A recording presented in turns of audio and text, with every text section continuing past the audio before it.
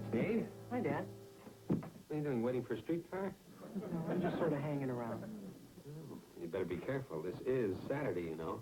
Someone might talk you into cleaning out the garage. Well, I don't know who would do a thing like that. Besides, I approve of just sort of hanging around. It's a sign of inner resources. I'll get it. You don't suppose he's expecting anything, do you? Hi, Mr. Mullins. Got anything for me? As a matter of fact, I have, Steve. Here. Can't be his draft notice. Oh, boy. Here it is, my driver's license. Look. Oh. Certainly is a driver's license. Thanks, Mr. Mullins. You're welcome, Steve. And watch out for those little old men who sit up straight at the wheel and wear hats. They're the worst kind. Well, I'll be back in a little while. Where are you going? Well, I have my driver's license laminated in plastic. Before breakfast? Well, sure. Well, I wouldn't want anything to happen to it, for Pete's sake. What if something spilled? He has a point. Boy, now Pam Kermit's got to find me practically irresistible. You've been seeing quite a lot of her lately, haven't you? Darn right. Well, I think it shows good taste. Yeah. Well, so long. See you soon. Today, our boy has become a man. I think he owes it all to the Department of Motor Vehicles.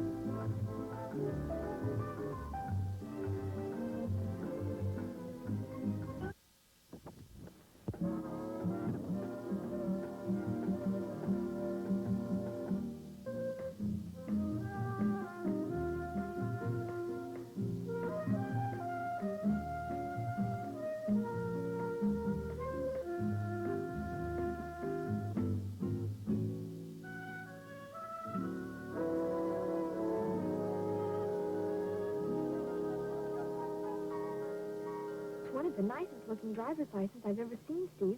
Honestly. I had it laminated in plastic That was a good idea. to keep it from getting torn or dirty or anything. It's a very good picture. Well, thanks. The thumbprint's good. So clear. Not smudgy. Thanks. I memorized the number just in case I ever lose it. Y68574907. Well, that's marvelous. I can do it backwards, too. 70947586Y. You're a genius, Steve. I figure maybe by next year I can buy a little second-hand car. I mean, if I use the bonds my grandmother's been giving me since I was 10, and if I can get everybody to give me cash instead of presents for Christmas. Well, that'll be nice. Oh, having your own car. Well, that'll be real nice.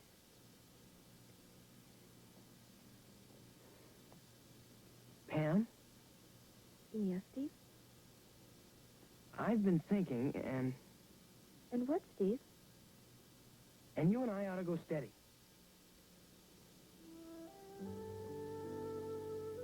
Well, I'll have to think about it, Steve. think about it. Uh-huh.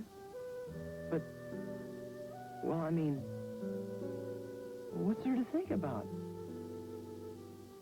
I've been dating Jeff Barkley, too. You know him, don't you? Of course. We're on the basketball team together. And last night, he asked me to go steady. Jeff did? Uh-huh. Boy, what a teammate he turned out to be.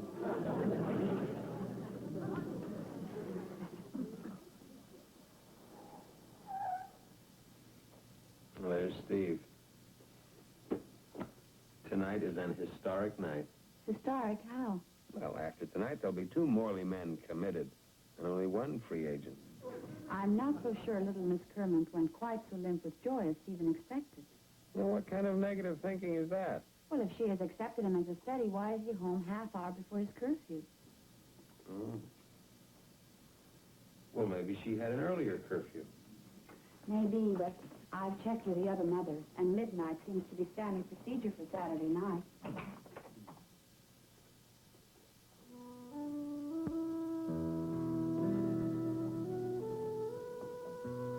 Hello, Stephen. Oh, hi, Katie. Your father's still reading. Would you like to come in and say goodnight? Yeah, sure.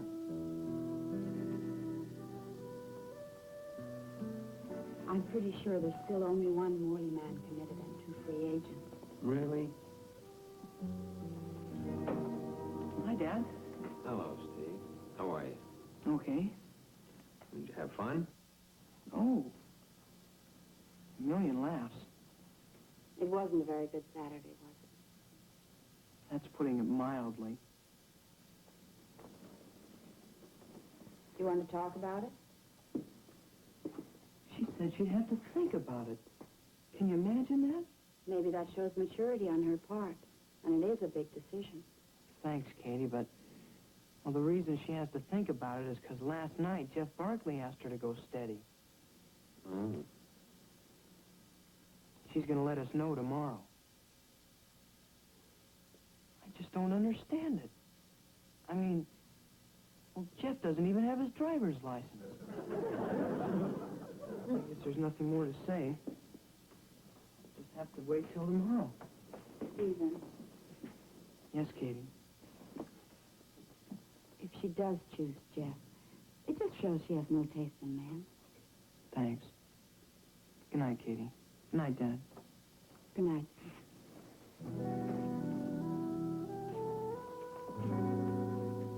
He doesn't even have his learner's permit.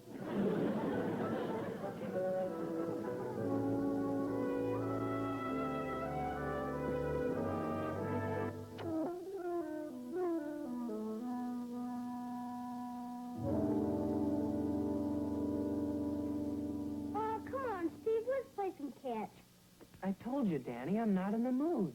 I know, you're just waiting for that dumb girl to call. Yeah. That's ridiculous.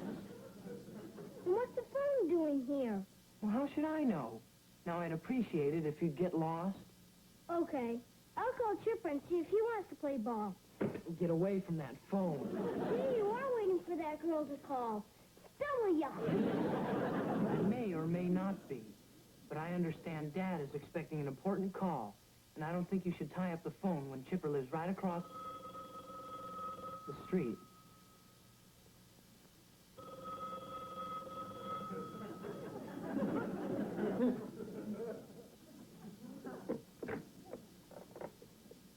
Hello?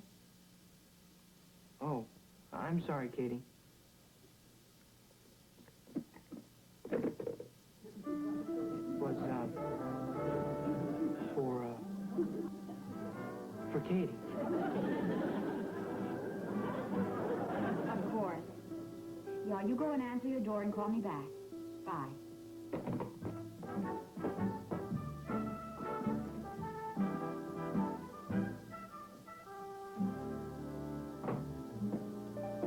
Well, hello, Stephen. What are you up to? Oh, nothing special. Just thinking. Well, good. A little bit of that never hurt anybody.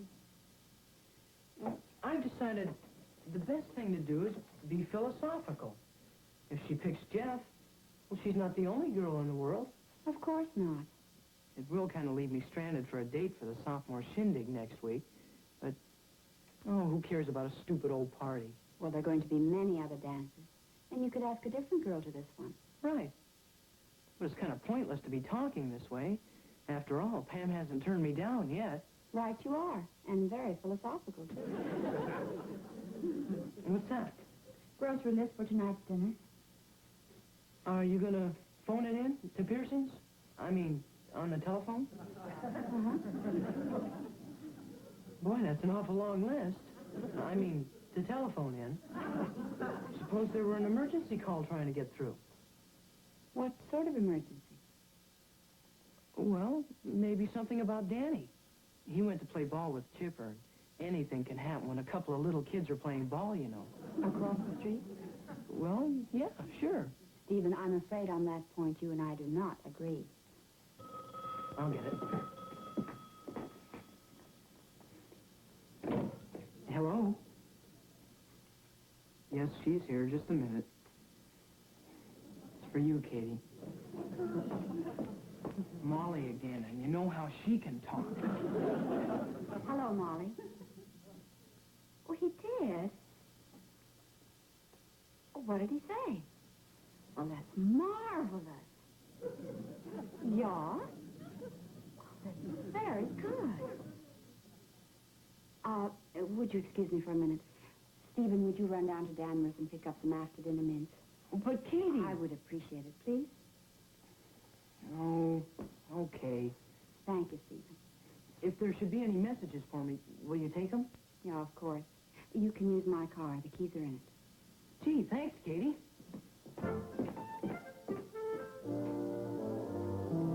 Poor Stephen, he's having woman trouble. You know how these bachelors are. They always think they're having such a good time.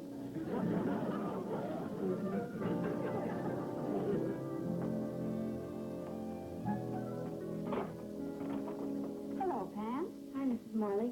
Is Steve home? No, but I'm expecting him back shortly. Won't you come in? Thank you. Mrs. Morley, did Steve mention anything about last night? Yeah, as a matter of fact, he did. Would it be possible, I mean, could I talk to you woman to woman? Hi, Steve. Hi, Jeff. How's it going? Anything new? Well, to tell you the truth, I don't know yet. Friday night, I asked Pam Kermit to go steady. Yeah, I know. You do? I asked her to go steady last night. Oh, boy. Heard anything yet? Nope. Well, that sure is a surprise. I didn't think you were interested in her. I didn't think you were. But, Jeff, however it turns out, we're still going to be playing basketball on the same team. Right. And, well, we can be adult about it and still be friends, okay? Yeah, I'll shake on that. May the best man win. And I sure hope it's me. Yeah, and I sure hope it's not. I better get to my stuff.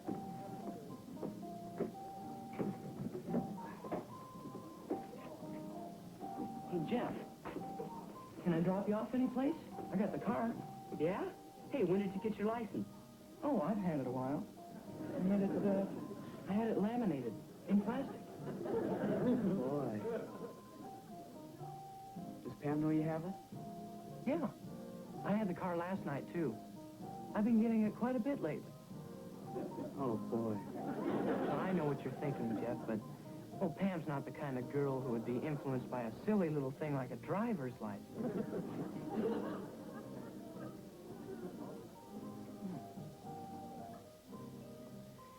I went by to have my own set of keys made, but, well, they were closed today. Can I drop you? Well, no thanks, Steve. I think I'll walk home. Okay. Well, so long, Jeff. See you around. Yeah, bye.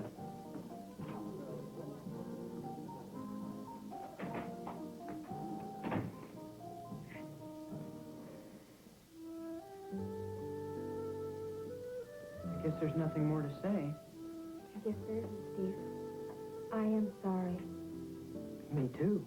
Thank you for understanding. That's all right. Good luck with your driving. You're very good. Yeah. Well, bye, Steve. You're real groovy. So long, Pam. See you around. Bye.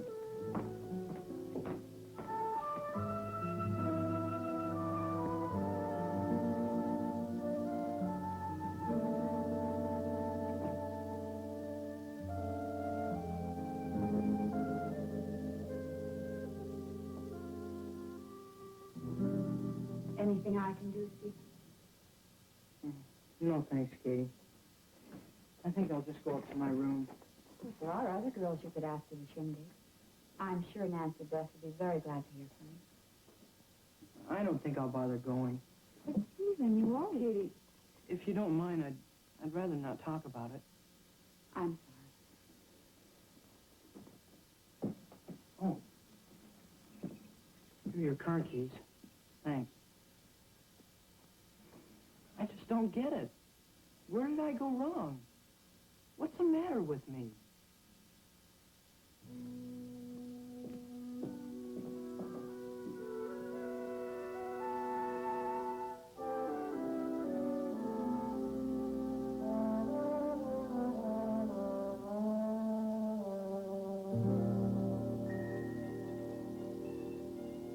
Oh. I must say you're a very pleasant sight to wake up to, Mrs. Morley. Thank you. You have a very unhappy son, Mr. Morley.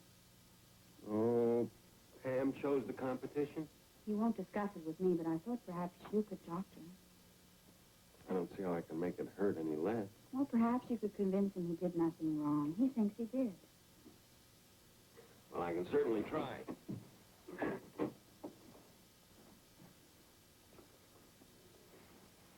I'll get to you later.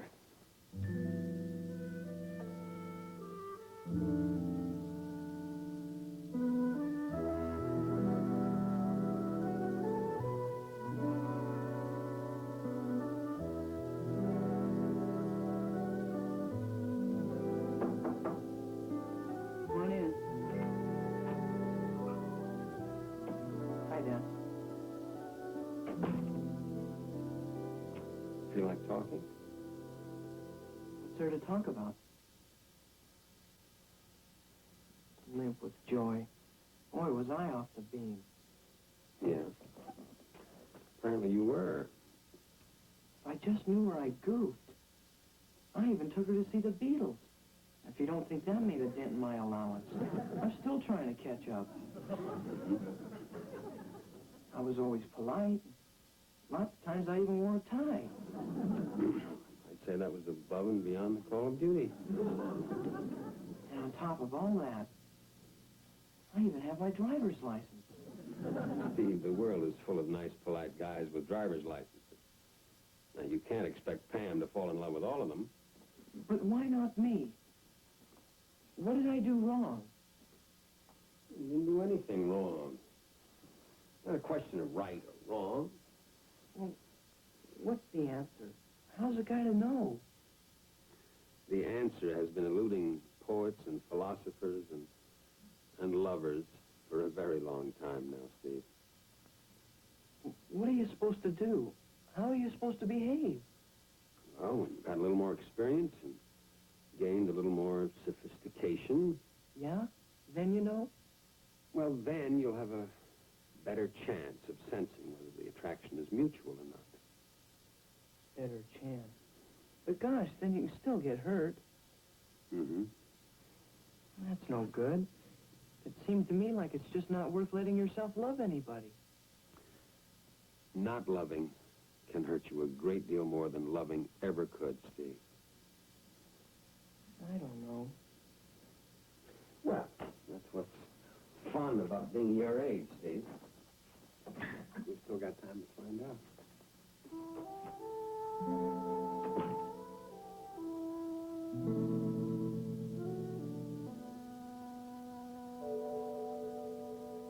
If bachelors knew about all the fringe benefits of marriage, there wouldn't be one of them left. Bachelors, I mean. What do you mean by fringe benefits? Oh, things like fastening your wife's necklace. Have another friend. Come in. Hi. For your information, I just called Nancy Beth and asked her to the sophomore shindig. And? Oh, limp with joy, man. Limp with joy. Nancy Beth? Me. But don't tell her. Come on. I think your son is going to be a superior man. And I think that you are going to be a superior mother. What did I do? I just told you to talk to him. All the best executives know exactly how to delegate authority. I see. Would you like to play Kiss the Executive? Well, I certainly don't intend to delegate that job to anyone else. You must be a poor executive. But a very good husband. So far.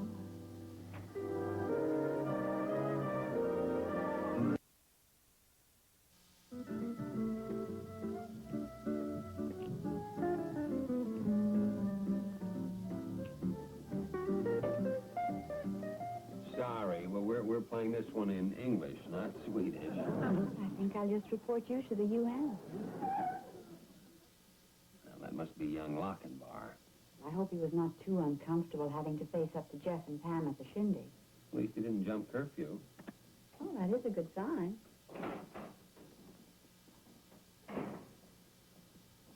Oh, hi. Oh, Steve. Hello, Stephen. Well, you look as if you had a good time. The toughest. Toughest? Roughly translated, that means the grooviest. I'm, considering going steady. Oh, with whom? Nancy Beth, of course. Now, that is interesting. Have you asked her yet? This time I wasn't taking any chances. I waited till she asked me. Thanks, Dad. By the way, you're almost out of gas. Who knows how things might have turned out if Romeo had had a driver's license. Laminated? In plastic.